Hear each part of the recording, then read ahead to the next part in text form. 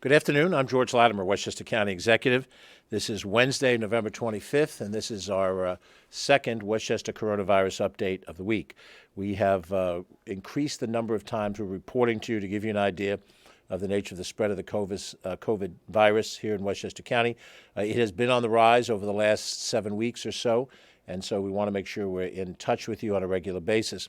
We are planning next week to continue the Monday-Thursday time frame of our updates. Today we are reporting today on Wednesday because tomorrow is Thanksgiving Day, and we'll talk a little bit about that, but we hope everybody has a healthy and a very safe Thanksgiving when everyone is together. I'm joined by Deputy County Executive Ken Jenkins, who's going to be reporting on one of our issues that we're going to touch on.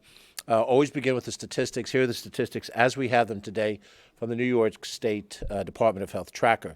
If you want to look at these numbers, they are available, not necessarily in the way in which I'm describing them, but they're available to you by going on to the New York State Department of Health website, look for Workbook COVID-19 Tracker, and you will see the grid come up. They have different ways of describing the information. They will show fatality rates by counties across the country, across the state. They'll give you some demographic information on the fatalities. You'll see the testing numbers, the numbers that I report here. These numbers come from the state of New York because all testing entities report to the state. All fatalities are reported directly to the state. We take the number from their numbers so that we're in sync with what the state has identified. And then we put out every weekday, Monday through Friday, by Susan Spear, who I introduced to you the last time we were together as our new Deputy Commissioner of Emergency Services. She will continue to put out a report 5 days a week that will show the map of Westchester County with information about the number of active cases and total cases by municipality. We are in the process now of working with a system that allows our county system to link with the state database, which it did not in the beginning of the pandemic. And so now that we have that capacity, we believe we can come up with additional statistics that we can report on at this time. So hopefully by next week, certainly not in our Monday update, but perhaps later in the week, we'll be able to give you some additional information over and above what we have. Most importantly, we want to share that information with the local officials, with mayors of villages and cities, supervisors of towns, and their various boards. They have worked off what information we could give them based on what information we received. So now if we have the opportunity to grow the framework of the information we get and we share it locally, then the local governments can be aware that they can share that with you as a resident wherever you reside in the county so that you'll have an idea of what's happening in your backyard. And not just by municipality, but the breakdown within your community. Many of the larger communities in Westchester County have multiple zip codes. Some of the information is available through zip codes, and a person who lives in New Rochelle knows that 10801, 10804, and 10805 are three very different parts of the city of New Rochelle. Yonkers has many more zips than that, and you have them as well in White Plains and elsewhere. So, long story short, the statistics we have are aggregated countywide. As of today's tracker, we have 5,024 active cases. And I always repeat, in case you haven't seen this before, the number of active cases are the number of people that have tested positive for COVID within Westchester County that have not cleared the 2-week protocol. And we do that by taking the total amount of positives that we have today, and we subtract the total number of positives that we had 2 weeks ago today, given the 14-day period for those people to exempt. That's the number of people, which are the universe of active cases. A subset of that might be hospitalized. So when we do a hospitalization percentage, we take the number of people who are hospitalized against the number of people who have active cases. When we deal with fatalities, we take the total number of fatalities that have occurred in the county year to date, and we compare it against all the people that have contracted COVID year to date. And that gives you some percentages to work with. We also use the percentage of rate of infection as a daily factor. We could compile that over a running 3-day. We could do that by week. We could do that by month. But for the purposes of the report that we give here, we give you the daily infection rate number. And, of course, that number can go up and down depending on how many people were tested in a given day.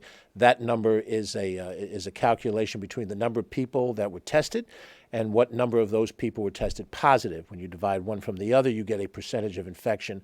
Those numbers always show well over 90% of the people that get tested test negative, which is not a permanent statement of their status. It is a statement of their status at the time that they took the test, which is like taking a picture. I could take a picture today, have a month of an eating binge and look nothing like my picture a month from today. And similarly, I could contract COVID tomorrow, and my negative test today does not protect me intrinsically against that. So we take the calculation of that to see what kind of trend line we have, and is, over the course of 3 days, 7 days, a period of time, is the infection rate increasing, which is not just the number of people who are infected by the disease, but what percentage of them are, because you could have a small cohort, but a high percentage, and that's also concerning in addition to having a large number of people having the COVID virus. So as of today, 5,024 active cases. We try to make weekly comparisons. A week ago today, the Wednesday report a week ago, had 3,975 people tested positive. So we have gained over 1,000 positive cases within the course of that week. That would be roughly a 25% increase over the base of last week if we were at 3,975 active cases. 2 weeks ago, which was Veterans Day, the number of active cases was 2,502. That's an increase of 1,500 cases in 2 weeks active. And if we go back one more week after that, November the 4th, still within this month, the day after Election Day, 1,666 cases, and that number is a multiple of 2.5 times or 3 times the amount of active cases. So that's how fast we have risen in active cases over the period of time. The number from 3 weeks ago at 1,666 was much larger than what we saw back at the end of the summertime, just as we were entering into the fall, where we had numbers that were more like 450 active cases in the county. 3 weeks ago, we were at 1,666 cases. Today, we're at 5,000 active cases. Our hospitalization number, most recent numbers, always a lag on hospitalization numbers as the hospitals report to the state. We have just shy of 200 people hospitalized, 198 Westchester individuals that are hospitalized. As a percentage of all the number of active cases, that's a 4.1% hospitalization rate. The rate is a good rate. We would fear being in the high teens, approaching 20% hospitalization. That would be a much more concerning number. The hospitalization number keeps in mind the fact that we have 3,100 hospital beds potentially here in Westchester County. So the absolute number of people that are hospitalized is important to know so that we observe as we start to rise up. At 200, with a maximum capacity of 3,100, we are not close to overfilling our situation. But we must remember the hospitals of Westchester County are not merely for Westchester residents. So if we see higher numbers in Rockland or in Dutchess County, Orange County, Putnam County, in the Bronx, for that matter in Fairfield, Connecticut, our hospital beds are available for sick people wherever they may reside in. And many Westchester residents will go to hospitals outside of Westchester County. Greenwich Hospital serves many people in that corner of Westchester County, Rye, Rybrook, Portchester, Harrison, and so forth. But the number of hospitalizations at 198 is a rising number. The week before, that number was 129. The week before that was 95. And if you go back to the week before that, again, that's Election Day week, we had 47 people hospitalized. We now have 198. You do the math, that's a fourfold increase. 4 times as many people hospitalized today as was hospitalized 3 weeks ago during election week.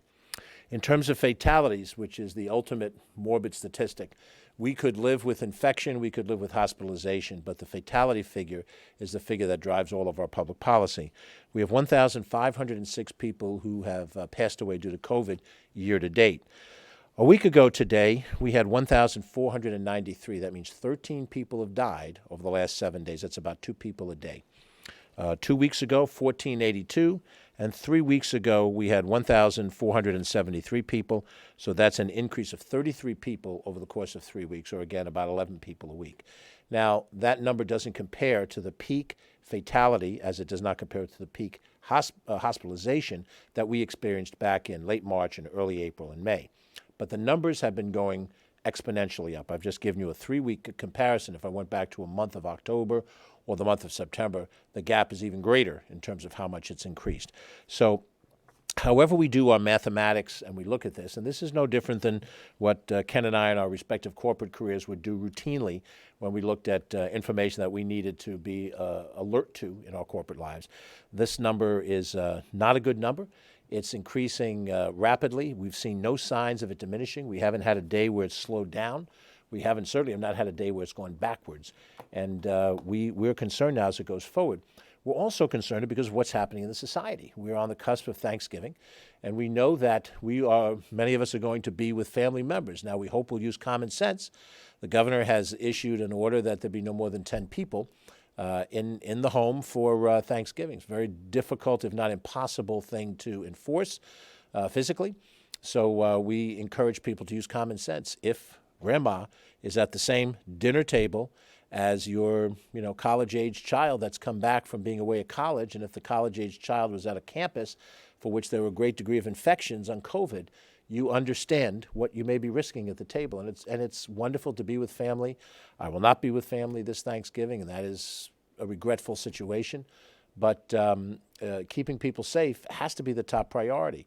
You would hope that there'll be a Thanksgiving celebration next year and the year after that, and that grandma will still be able to be at that table, and hopefully for the years to come. But from our standpoint, the county government cannot mandate your behavior. You have to decide for yourself. I've had that conversation already, and I don't need to double down on it except to just repeat it, that you will have to make those decisions as to how you plan your Thanksgiving.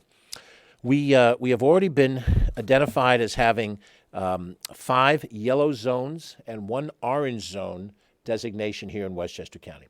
The governor established, based on the rate of infection, yellow zones, which is the least restrictive of the 3 colored zones, and 1 orange zone designation. None have yet been in red zone, which is the most restrictive.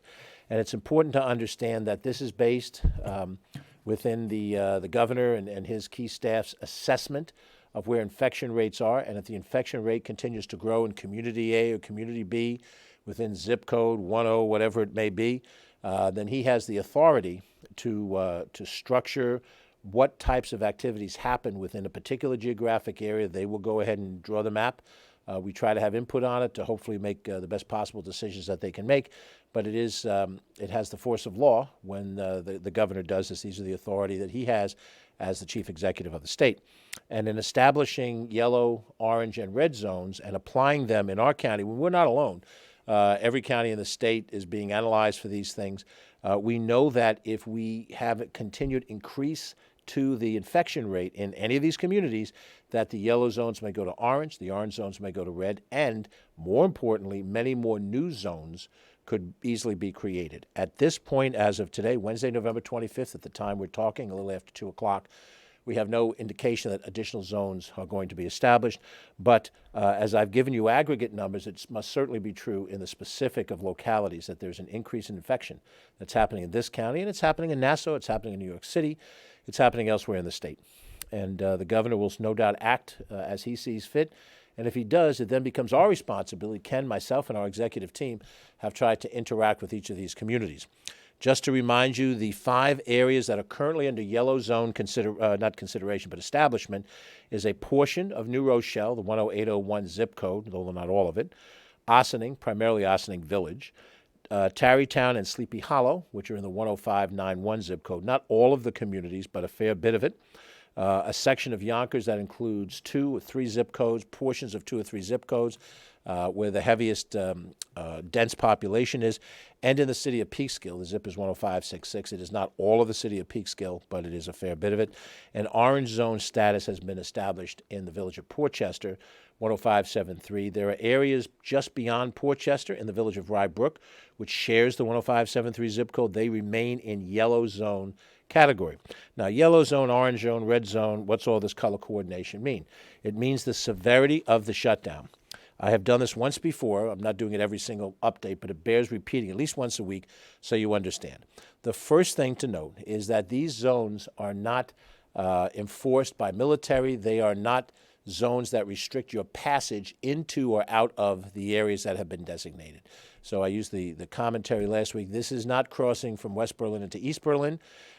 This is not crossing an international border anywhere in the world. However, there are certain activities that can't happen inside a zone because of the degree of infection, and that is what the purpose of the designation is. In the yellow zone designation, which is 5 of those 6 communities we've mentioned, they have kept businesses open. All businesses are eligible to stay open.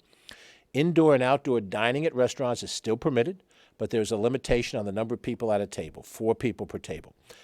You might have a larger group, maybe for Thanksgiving, and you'd like to go out and put a table of 10 people around. Not in the communities that are designated as yellow or orange zones is that permissible. It is currently permissible outside of the yellow zone designation. We also have schools are open at the discretion of the school district. School districts may choose to operate remote learning, hybrid learning, which is part remote and part in class, or all in-class learning. Those are the decisions made by the local school district with consultation with the state education department. The county is trying to be helpful to every school district to provide them certain things that they need, testing capacity and PPE and so forth within our capacity, but we are not a decision maker in those decisions that involve how are you going to do the education of your children. However, in the yellow zone, school districts that remain open must have mandatory regular testing of students and staff. They have a certain amount of time frame to complete the testing, and they have a certain target that they have to reach in terms of the infection. If they exceed that number, or they don't test enough people to test that number, then they run the risk of being closed. So, in all of the schools, school superintendents we talk to every Monday morning, we have a joint call, Ken, myself, the rest of our executive team, and we go over some of these issues with school districts, and we hear a number of the school districts talk about they're concerned that they don't have the resources or the physical place to do the testing. That's where the county government comes in with our partners, the various neighborhood health centers, the various hospitals, some of the other places in Westchester County where testing is possible, to try to help them accomplish this. Right now, we're dealing with 6 zones, and one of which schools are closed, the orange zone. If we were to have an explosion of yellow zone status all across the county, it would be pretty much impossible to meet that testing cohort. The governor indicated how hard it would be to do that in the city of New York, where you have 1 million school children, and how you'd have to test that many people, much less the staff on top of that, on such a regular basis. We have a variety number of students in this county. We have 27,000 students in the Yonkers district. We have 1,600 students in the Blind Brook district. So there's a range that we have. There are a few districts smaller than Blind Brook. New Rochelle, the next biggest district, has 11,000 students. Mount Vernon and White Plains are just shy of 10,000 each. And that's still a massive task. 20% is 2,000 tests in a community with 10,000 school children. That is a lot of tests to access that many tests. And then you have to add the staff on top of that, and these school districts have significant staff because they have significant number of buildings and students. But in the yellow zone circumstance, this testing must be done at school. Houses of worship are to operate at 50% of maximum capacity. You can fit 800 people in the sanctuary of your mosque or your synagogue or your church. That has to go down in half to 400 people. And then non-essential gatherings are limited to 25 people, whether it's indoor or outdoor. Right now, if you're not in a designated zone, you can have 50 people in that type of a gathering. It ratchets back to 25 under the yellow zone. The yellow zone is very problematic for schools. When you go to orange zone, which is the next level up, or red zone beyond that, schools are closed. The testing requirements are put aside, remote-only learning. And for those school districts, they then have the problem of dealing with special education children, younger grade level children, children who cannot go into school. How do their parents handle the supervision of children while they're at work? There's a host of other issues, but the testing issue falls off the wayside because the orange zone and the red zone shuts our schools. What the orange zone also does is start to affect our businesses. There are certain designated by the state high-risk businesses that shut down under orange designation. They include gyms, fitness centers and fitness classes, barber shops, hair salons, tattoo parlors, other personal care services. Those businesses are closed under orange designation. If any of these yellow communities were to advance to orange status, then those facilities within those communities would be shut down by state law. And then, of course, if you go to the red zone on businesses, all non-essential businesses are closed, and that includes back-of-the-house, white-collar office structures, businesses across the board, not just a few high-risk businesses, but all businesses except those that are essential. Pharmacies will stay open. There's certain types of businesses that provide essential services. Certain stores where you can buy goods will stay open, but not, the kind of retail stores that sell clothing and so forth. Those are considered non-essential, and they would close. A red zone circumstance is much to be concerned about. And certainly as we go from the Thanksgiving season into the Christmas holiday shopping season, that would be devastating. Many businesses are pivoted on the money that they make from the end of Thanksgiving to the beginning or just the end of the Christmas holiday shopping season. So we have every economic business incentive to keep the businesses open by trying to control the spread. And that is not easy to do because we don't have the vaccine, we don't have the antiviral. Also under the red zone and the orange zone, we start to reduce the number of people at the houses of worship, and it drops down to a level, 25 people under orange, 10 people under red, where functionally the service is not going to be held. Functionally, it's going to go into a remote situation. Many of our churches now are offering religious services by Zoom, WebEx, internal communication for the various congregants and parishioners. Some, refer to more generic, major television station services, Mass, Catholic Mass, and so forth, that will satisfy under the rules of that particular church, whatever the rules are. But by orange and red zone, it becomes very difficult to put a group of people together in a religious institution. This is not to restrict your right to follow your faith tradition. Both Ken and I and all of the people here have faith traditions that mean a lot to us, and we respect the faith traditions of other individuals. Just last night, I participated by Zoom in an interfaith Thanksgiving service in Armonk, and there were people representing different religions, and we had a certain amount of that commonality of faith as well as our differences in faith. And it's important for people to hold on to that when it's important to them. But to be together in a setting, if it's orange, if it's red, we run the risk of further advancing of the virus. So we hope that won't have to happen.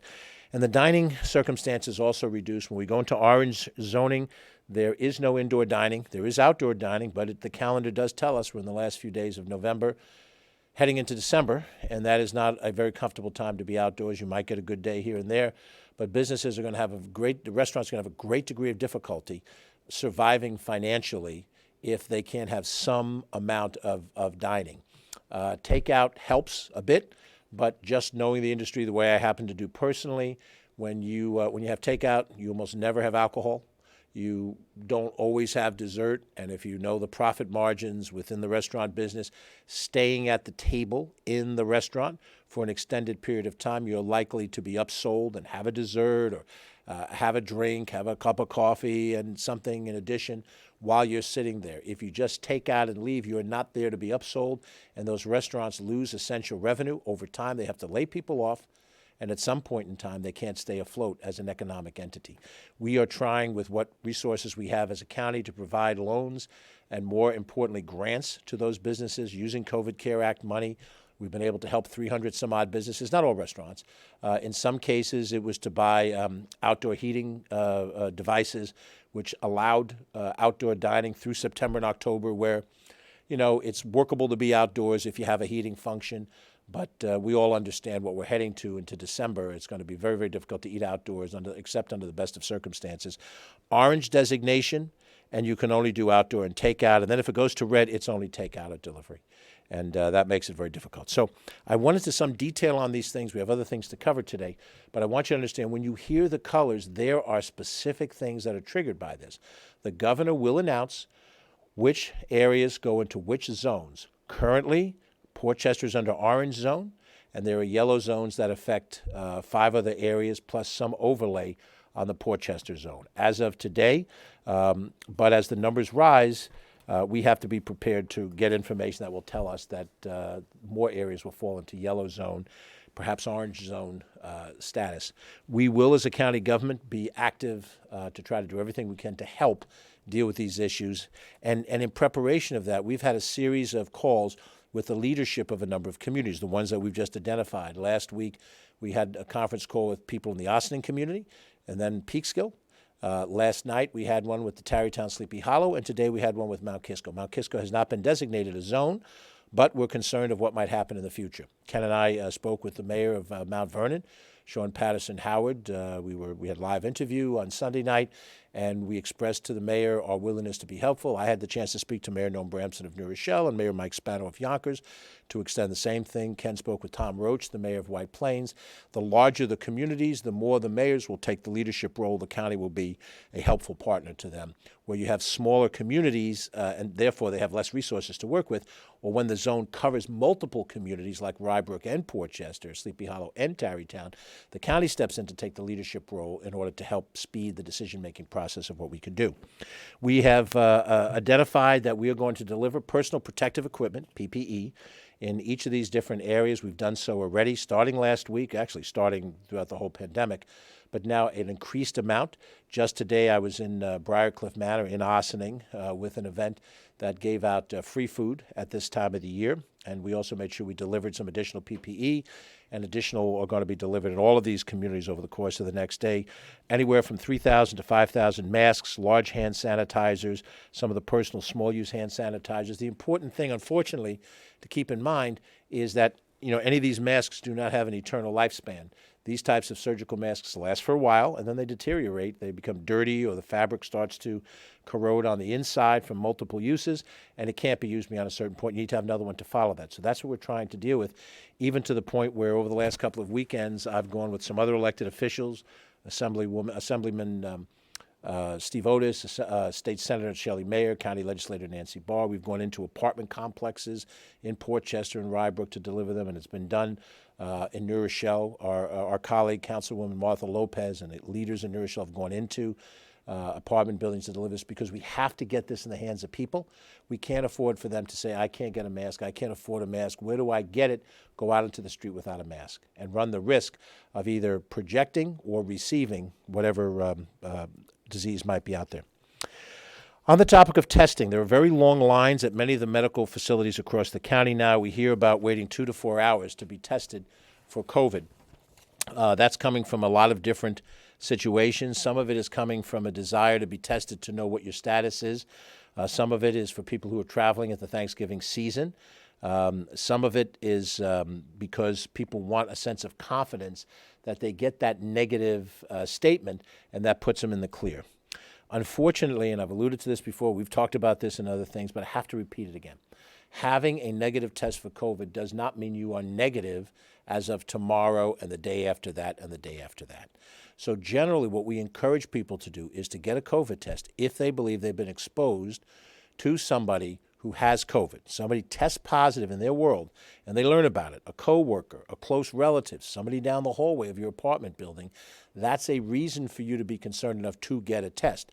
To go out and just get a test because you want to know if you're okay, that's expanding the number of people trying to be tested at a time where we need to target the tests in order to satisfy these requirements. We need to target tests for kids that are going to be in school. We need to target tests for our first responders, both the healthcare responders and the people who work in the EMS, the fire, and the police departments who have to stay on the job. And we have to know whether they're healthy or not healthy.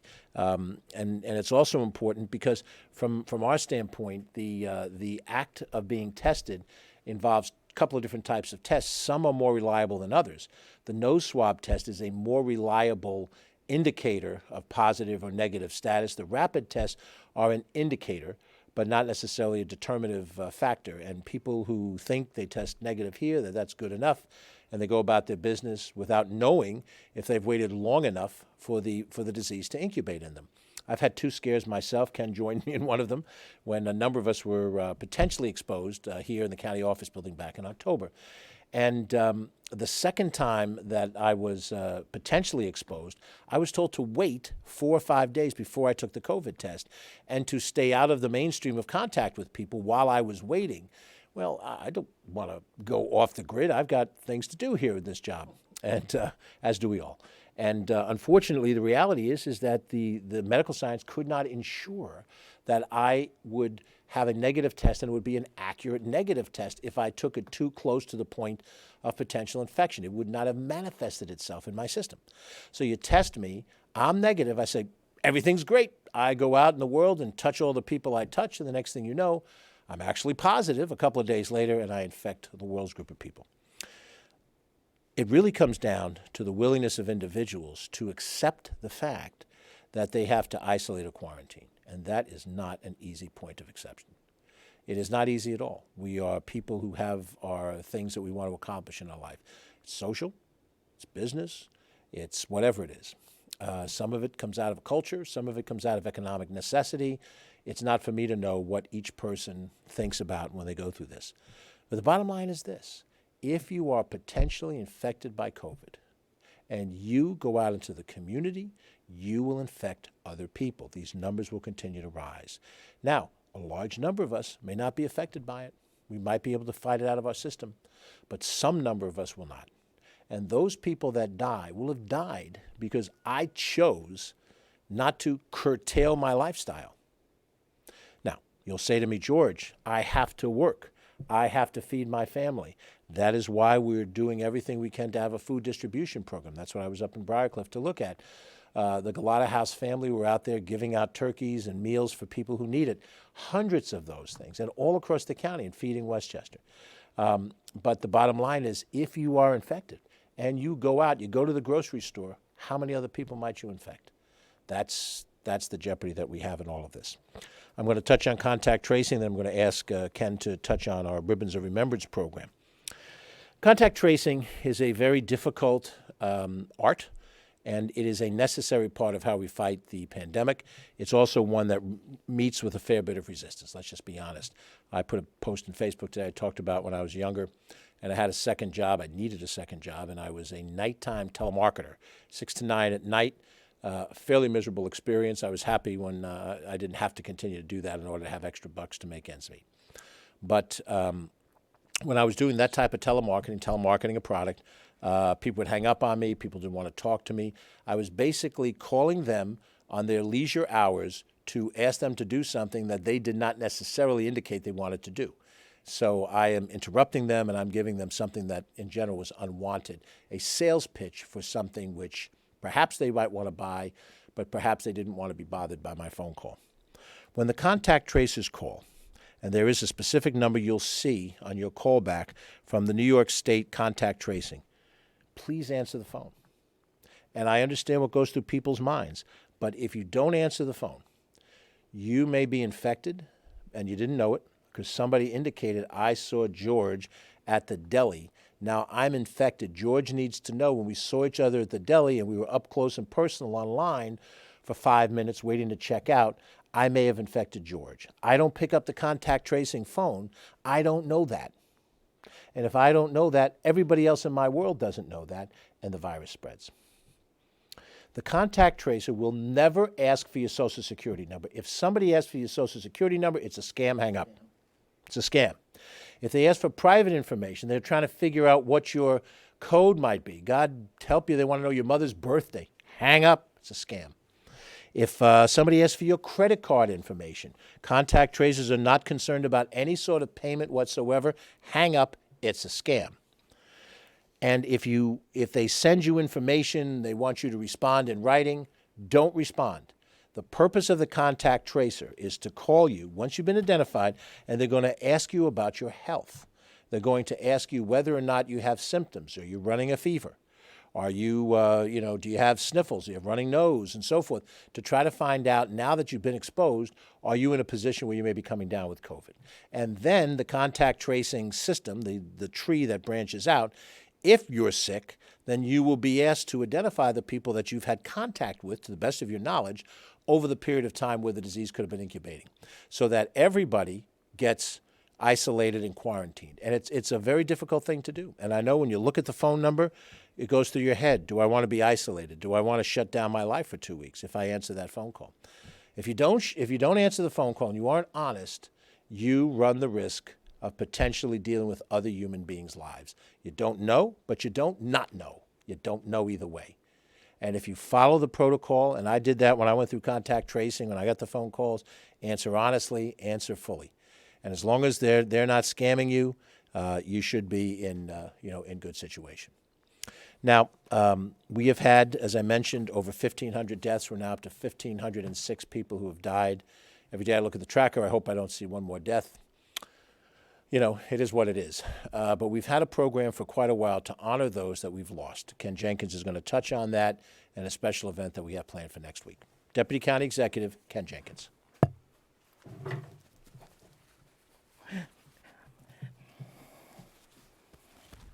Thanks, George. As the county executive indicated at Lenoir Preserve earlier this year, because people could not properly celebrate and remember their lost ones through the 1,506 individuals in Westchester that we have lost through this because of all of the challenges and restrictions because of COVID for funerals, etc.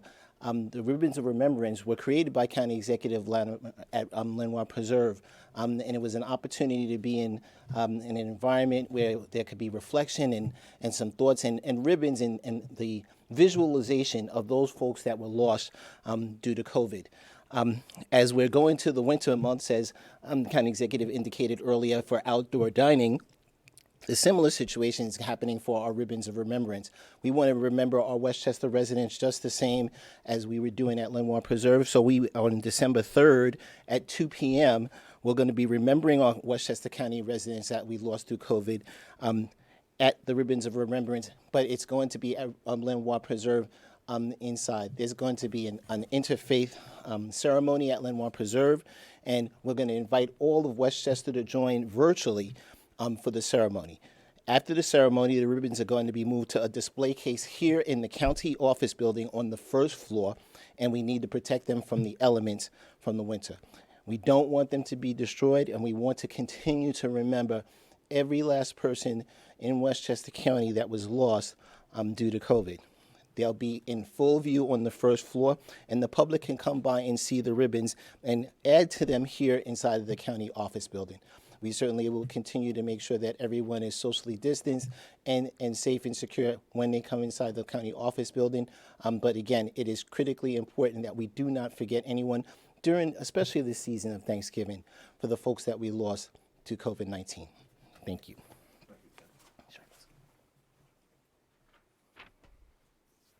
Thanks very much, Ken.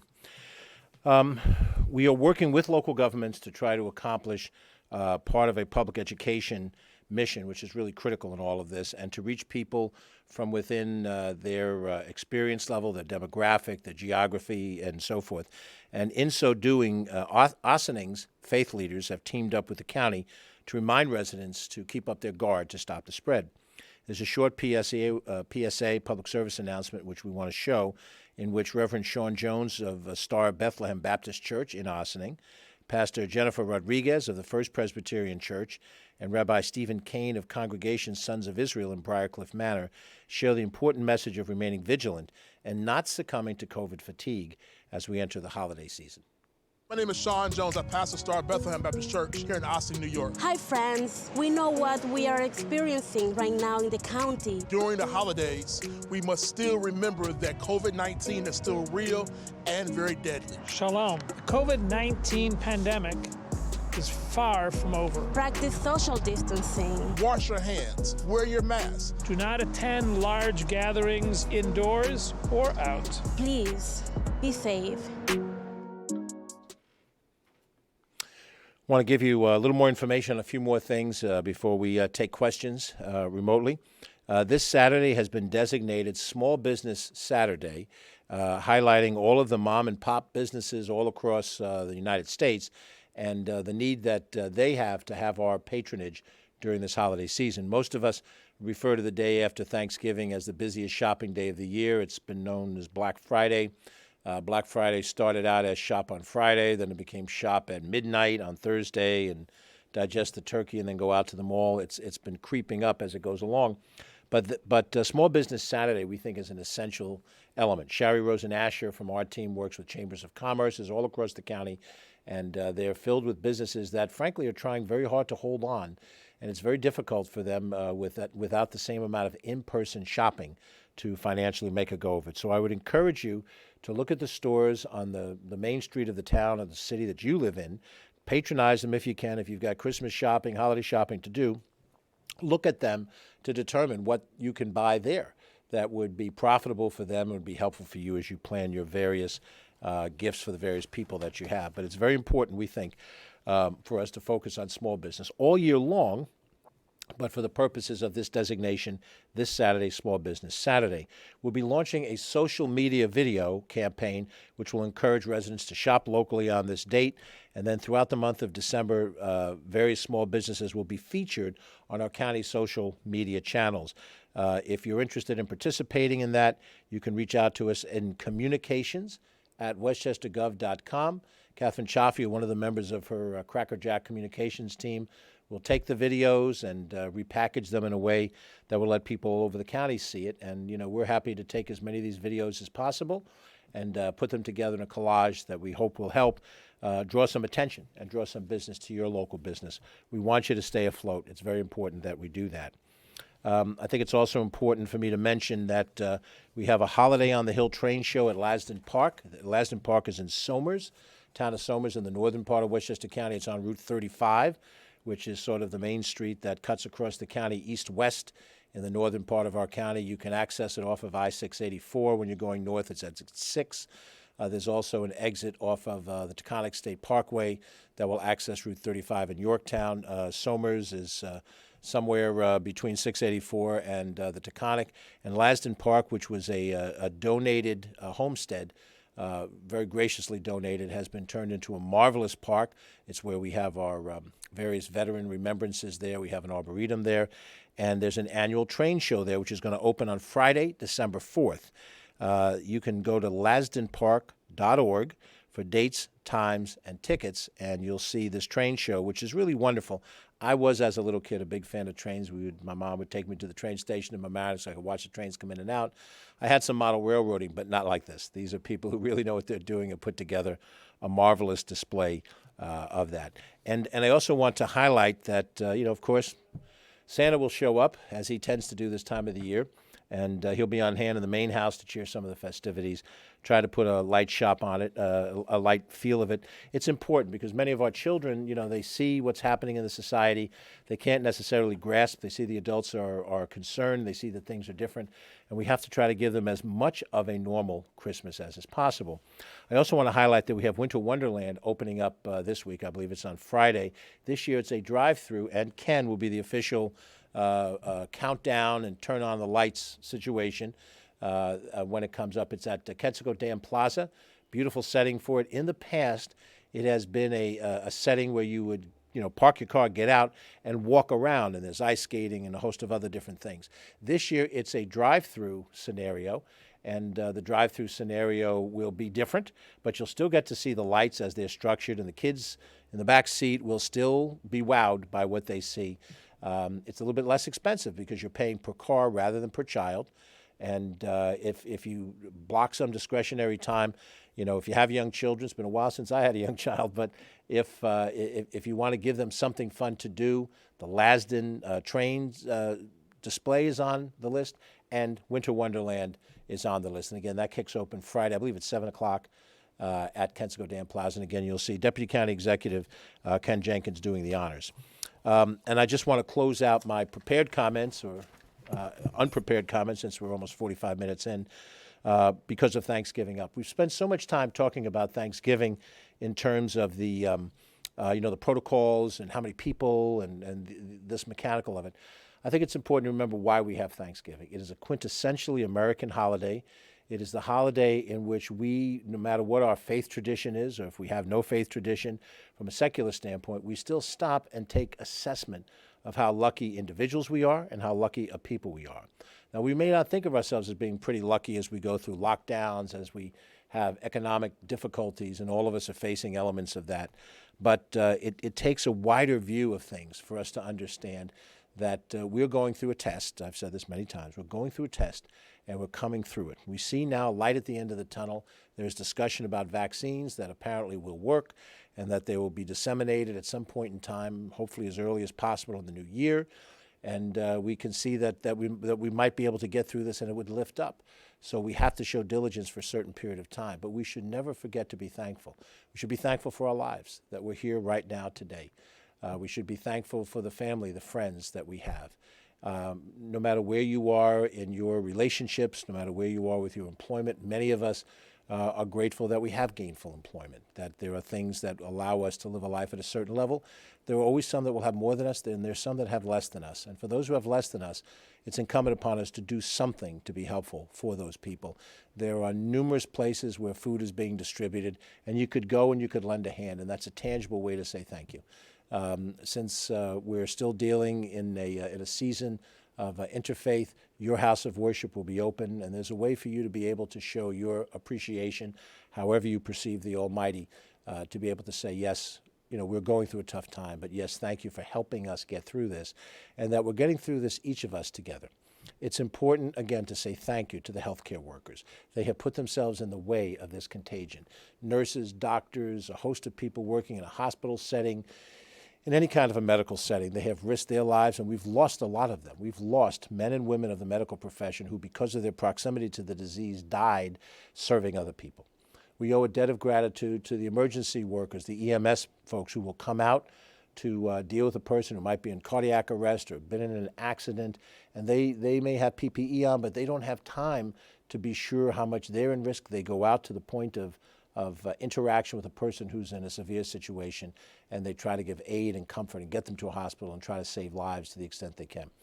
We want to give thanks to our firefighters. As much as we know that we have this pandemic on, fires occur, and they occur regularly. People are taken out of their homes, lose their belongings, and in some cases lose their lives. And those brave men and women who are firefighters will go where we are running away from, to go into the fire, to try to put it out, and to do a magnificent job. And they do it, yes, it's what they do professionally or volunteer, but they do it for somebody else, and that's to be appreciated. Our police officers put themselves out for us, and many of them are involved in very dangerous settings and situations. We want to make sure that we thank the police, and we want to thank the police who follow the rules and do the right thing. We've had a big discussion, and we're not finished with having that discussion about what represents reform. But we would be foolish to not recognize that the vast majority of police are people who are doing something that they're helping other people in. And we want to weed out the problems, and we want to focus on the good. That's someone to be thankful for. We want to be thankful for our correction workers, because the people who work inside a jail situation have a difficult task as well. Our particular county jail has been recognized in the last few years with the leadership of Joe Spano, Lou Molina, Leo Diaz, and other prominent individuals. We've made the jail in Westchester County a showplace for innovation. A jail is meant to incarcerate individuals who have gone through a legal process and been determined that they had a debt to pay in society of a certain amount, and that they would be incarcerated at the county jail. And that incarceration is a necessity. But at the same time, we don't want to see that person go back out on the street when their term is over and return to the same behavior. So we try to have training and education inside the prison to try to help the recidivism rate and lower it so that people don't go back to the same behavior. And we thank the correction officers for doing that. And there's so many other people in this county government, and in not just in government, but people in the clergy, people in the not-for-profit world, people in the corporate world who are taking time off to show their volunteer spirit. We have a lot to be thankful for, even in the midst of pandemic. And I hope that all of us inside of ourselves will take that time, however we perceive it, to show gratefulness and to show thankfulness. I know I am. I'm very grateful for many things, and not just things that relate to this particular assignment, but just in my life. Hopefully we will get through this all together. So with that, we're going to go to questions. Catherine Chaffee, remote questions. We don't want to drag the working press into the offices here, but we want to give them every opportunity to ask the questions that they want to ask. So we have two questions from David Proper from the Journal News. The first is, can the county commit to releasing hospital numbers daily for the county, considering how significant that number is to people? We're looking, David, to put together a new format of what information we have. We now have a connection that we did not have previously through state data. So hospitalizations is part of that. The numbers that we have gotten through the state, but now that we have a direct way to tap into that data, we want to pull it out. We're talking to the various municipal governments to determine exactly what kind of information they want. Certainly hospitalizations would be something that we would be able to provide. And we may be able to provide a historic document so you can look back on it and determine where we are vis-a-vis other times. But hospitalization rate, fatalities, important. Oftentimes what's being requested is not just hard numbers, but a geographic breakdown of those numbers. Somebody will say, you give me a total number for the city of White Plains, but what about the neighborhoods of White Plains? What about Battle Hill versus the Highlands versus, different parts of it? That's what we're trying to determine. But yes, you'll be able to see, we hope, I'm going to say hopefully no later than the end of next week, you're going to see additional information shared municipally, which we always put out to the press, which will give you more than just active cases and total cases, but will include other things. And I would expect hospitalizations would be part of it. And the last question, also from David, is why do you think the ratio between active cases and hospitalizations is apparently lower than it was in the spring? Well, I think in the spring, we still were dealing with a disease that we didn't know everything about. I'm told that, in the beginning of all of this, and I have to go back and try to remember exactly when it came into place, it was not universal mask wearing at the time of the first individual case. When that first case hit in March, we did not foresee that we would have thousands of cases. We thought we might have hundreds of cases, and mask wearing, became necessary once we understood it was. CDC gave us advisories and we implemented it. But before that happened, we spread the virus much more aggressively. I also think that, the nature of how the disease was treated by the medical profession has gotten more refined as we reach this point in time. Doctors have had a chance now to consult worldwide with other doctors that have seen the disease and how best to treat it. We're seeing less reliance on ventilators now than we saw in the spring. And we're told that, and I'm not a medical scientist, David, but I'm told that gets better results. Patients can recuperate better and ultimately walk out of the hospital rather than become reliant on the ventilator, which sometimes does not help them as much. So whatever those things are, I'm grateful that our hospitalization rate and our fatality rate does not equal what we saw in the beginning of the year. I hope that number stays. I'm concerned because there is a rise, but we'll monitor the numbers. And as we share more of those numbers, you'll be able to see it yourself and make some judgments as to how far we go.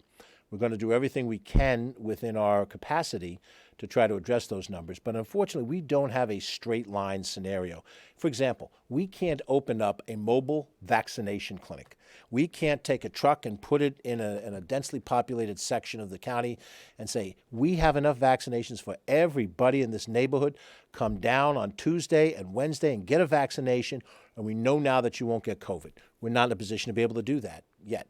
So that's one of the reasons why we have the tools we have, PPE, enhanced sanitizing, and social distancing, and all of these things. Not yet the tool that we need that will help us really stop this. So, no other questions. Very good. Well, thank you very much. I know we've almost been an hour together. We are scheduled next to do this on Monday. If there are any information that we feel the need to urgently share with you, we will do that. We are going to watch the governor's reports to see if he takes any other action on designation of zones. We are going to continue to communicate with the 45 municipalities of Westchester County, and not just to talk, but to try to deliver things that are substantive and helpful. And we hope that everyone has a healthy and a safe Thanksgiving. It is a wonderful day. We hope you can enjoy it as a wonderful day. We'll see you again Monday at 2 o'clock. Hopefully the numbers will be better. That's what we pray for. Have a happy Thanksgiving. I'm George Latimer. Thank you for watching.